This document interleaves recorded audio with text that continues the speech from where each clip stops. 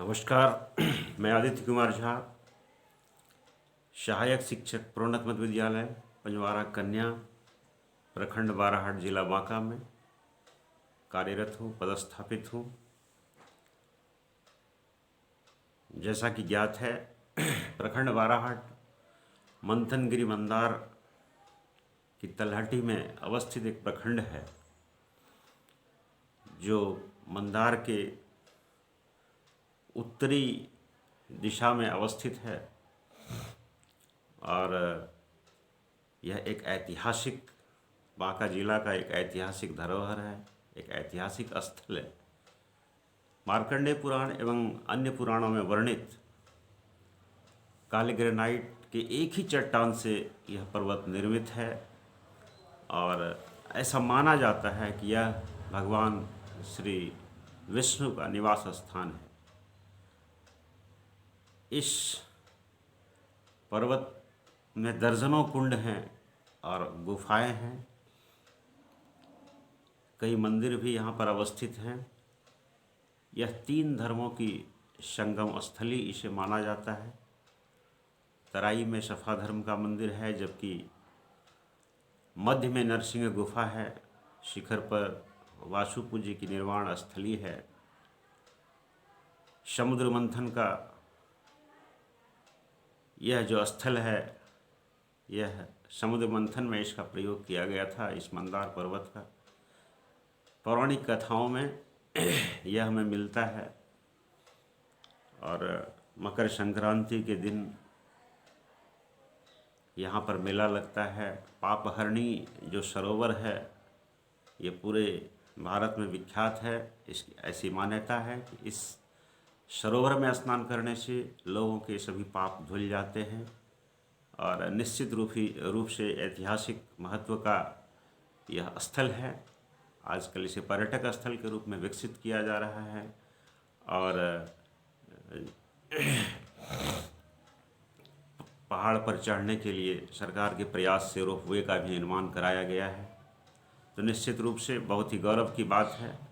और हमारा विद्यालय ठीक इसके उत्तरी भाग में स्थित प्रखंड बाराहाट में ही अवस्थित है। और जो मेरा विद्यालय है, खास बात यह है, यह चीर नदी के तट पर अवस्थित है। तो विद्यालय यूँ तो बिल्कुल ही ग्रामीण परिवेश में है। और हमारा विद्यालय बड़ा, चूँकि यहाँ पर 4 दीवारी नहीं है, तो हम लोगों को कुछ ज़्यादा ही सक्रिय रहना पड़ता है कि बच्चे इधर उधर ना चले जाएं। बच्चे तो बच्चे ही होते हैं। इस हमारे विद्यालय में जो बच्चों की संख्या है वह लगभग 200 है। और हम लोग 4 शिक्षक यहाँ पर कार्यरत हैं। बिल्कुल तन्मयता से सभी शिक्षक लगे रहते हैं बच्चों को ज्ञान देने में। बच्चों को देश का भविष्य जो कहा जाता है, तो एक अच्छा हम लोग नागरिक बनाने के लिए लगातार प्रयत्नशील रहते हैं। और अपने स्तर से जो पढ़ाई का तरीका है, बीच बीच में सरकार के द्वारा प्रशिक्षण की व्यवस्था शिक्षकों को की जाती है, उससे ही मदद मिलती है। और आज ZIIEI से जो हमारे ट्रेनर हमको आज प्रशिक्षण दे रहे हैं, है ना, तो जी के द्वारा दिया जाने वाला प्रशिक्षण काफ़ी सराहनीय है, इसमें कहीं कोई संदेह नहीं है।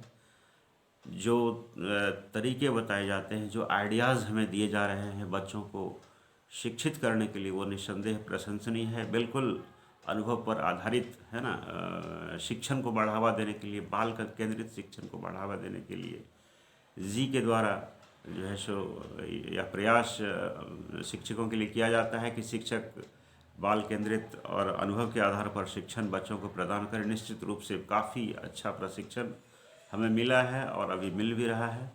ठीक है, तो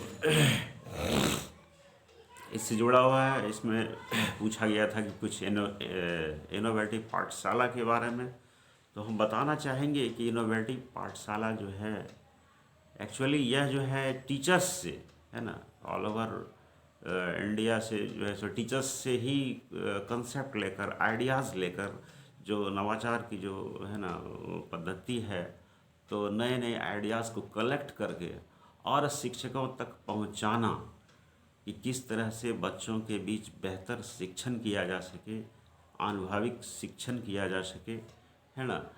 और बच्चों तक ज्ञान को आसानी से किस प्रकार पहुंचाया जा सके, यह जो है सो यह प्रयास है।